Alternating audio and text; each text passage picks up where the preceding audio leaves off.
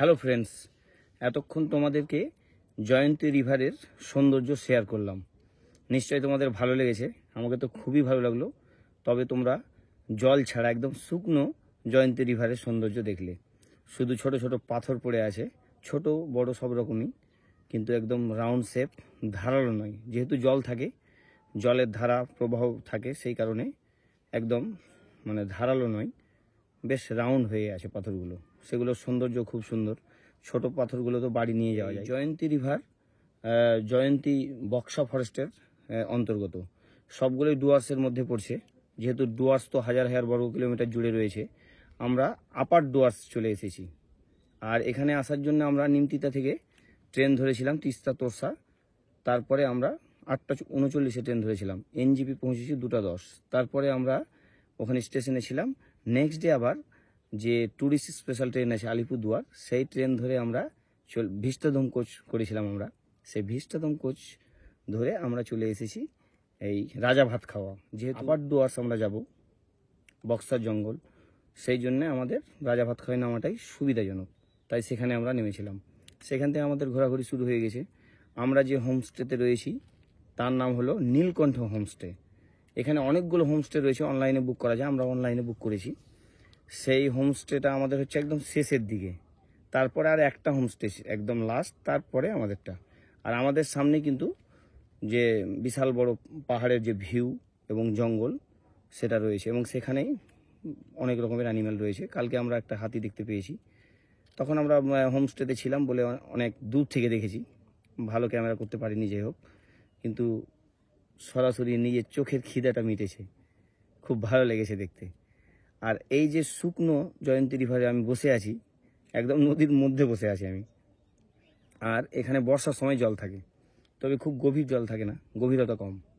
আর এই সব এখানেই মাঝে মাঝে কিন্তু পশুরা চলে আসে বিচরণ করতে, দেখা যায়। আজকে বিকেলের দিকে বেরোবো, এখন খাওয়া দাওয়া করে একটু এলাম। তো এই চারপাশে তোমরা শুধু জঙ্গল দেখবে, আর জয়ন্তী রিভারে শুধু ছোট ছোট বড় পাথরে একদম শুকনো যে ভিউটা তোমরা দেখলে। যাই হোক, এরপরে আমরা কিন্তু চলে যাব জঙ্গল সাফারিতে। পরে তোমরা জঙ্গল সাফারি ভিডিও দেখবে, ও দারুণ অভিজ্ঞতা। জঙ্গল সাফারি মানেই অ্যাডভেঞ্চার, সেটা আরও সুন্দর হবে। আর সাফারি গাড়ি করে এখানে যাওয়া যায়। জিজ্ঞাসা করলাম, এখানে সাফারি গাড়ি করে 1750 টাকা। আর এখানে কিন্তু পার ডে পারমিট করতে হয়।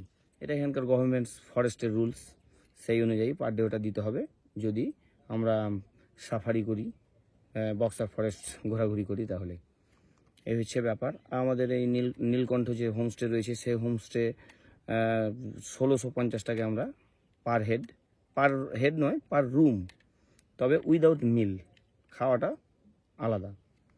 এই চার্জ আমাদের করেছে মোটামুটি অ্যাভারেজ 1500-এর আশেপাশে হোটেলগুলো আছে। তবে এখানে গভর্নমেন্ট প্রপার্টিও রয়েছে, তো সেগুলো তো আমরা তো কমন পাবলিক থাকতে পাবো না। তবে পিএইচেরও প্রপার্টি রয়েছে এখানে, পিএইচই, সেখানে অনলাইনে বুক করা যায়। তবে সেটা একটু ভেতরে, আমার মনে হয় যেখানে আমরা রয়েছি বা তার পাশের হোমস্টেগুলো করা যায়। তাহলে সামনে জয়ন্তী রিভার, তার সামনে ফরেস্ট, মাঝে মাঝে অ্যানিমেলগুলো দেখা যাবে, বাকিটা তো জঙ্গল সাফারিতে দেখা যাবে। যা খুব ভালো লাগছে। আমি কিন্তু সমস্ত কিছু ডিসক্রিপশনে তোমাদের দিয়ে দেবো, অনেক সুবিধা হবে মোটামুটি। তাহলে বাকি তোমাদের কোনো জিজ্ঞাসা থাকলে আমি সেটা দেওয়ার চেষ্টা করব। দারুণ এনজয় করছি, এখনও এনজয় চলবে। আর একটু রিভারটা ঘুরে দেখে নিই, চলো।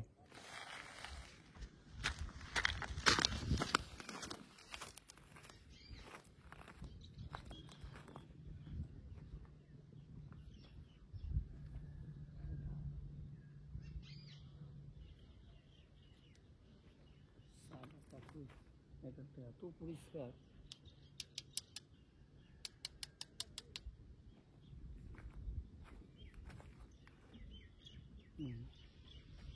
ঘরে রাখার মতো। এই যে ওয়েট মার্বেলের মতো হয়ে আছে, একদম দারুণ। এত পরিষ্কার পাথরটা নিয়ে যাওয়া যায়। সাদা পাথর, দারুণ হয়েছে।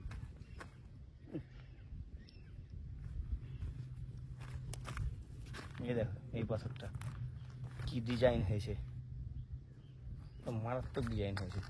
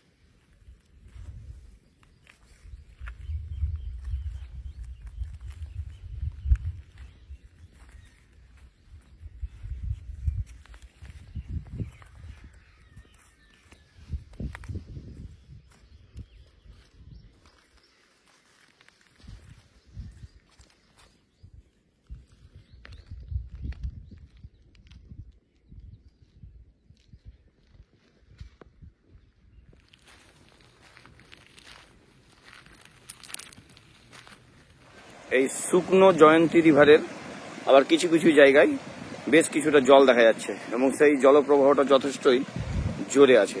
জলটা একেবারে ট্রান্সপারেন্ট, স্বচ্ছ, খুবই সুন্দর জল।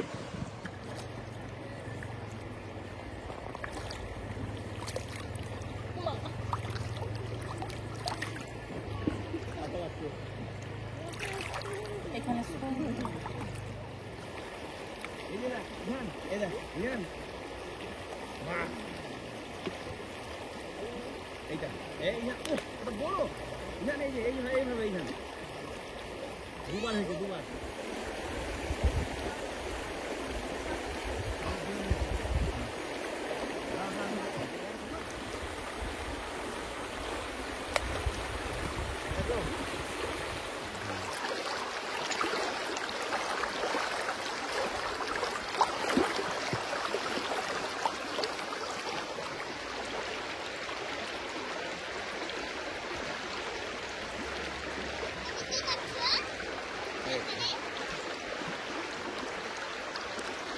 হ্যালো, সবাই কেমন আছো? বলো বলো বলো এখান। এই দেখো আমরা ঘুরতে এসেছি ডুয়ার্স, আপার ডুয়ার্স এসেছি আমরা। এই দেখো এখন জয়ন্তী রিভারের পাশে আছি আমরা। এই দেখো বলে দাও ইহান, এই দেখো দেখো কত জোরে জল যাচ্ছে আমাদের পাশ দিয়ে। দারুন।